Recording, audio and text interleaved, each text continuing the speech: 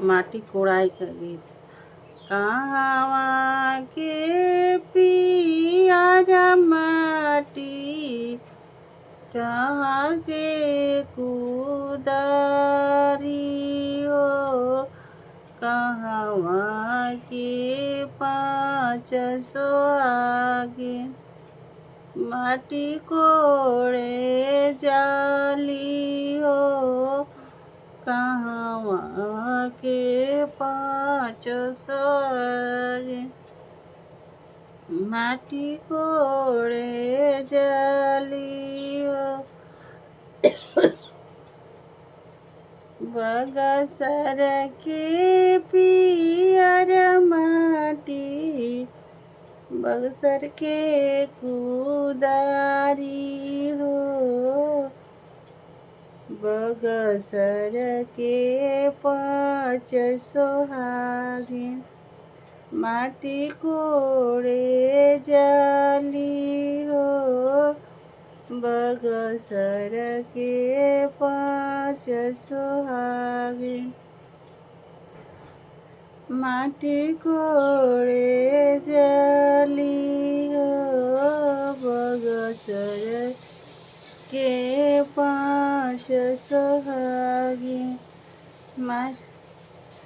सथ के कुदरिया ले ले खुआ बाई खाड़ो, कहाँ बावन कौन भैया ताई दिहन माटी कोड़ैया हो, कहाँ बड़न कौन भैया तोहरा के देबो बहिनी दुनो कान के सोनावा हो, जीजाजी के देबो बहिनी चढ़ने के घोड़ावा हो, जीजाजी के देबो बहिनी चढ़ने के घोड़ा तोहरा की देबो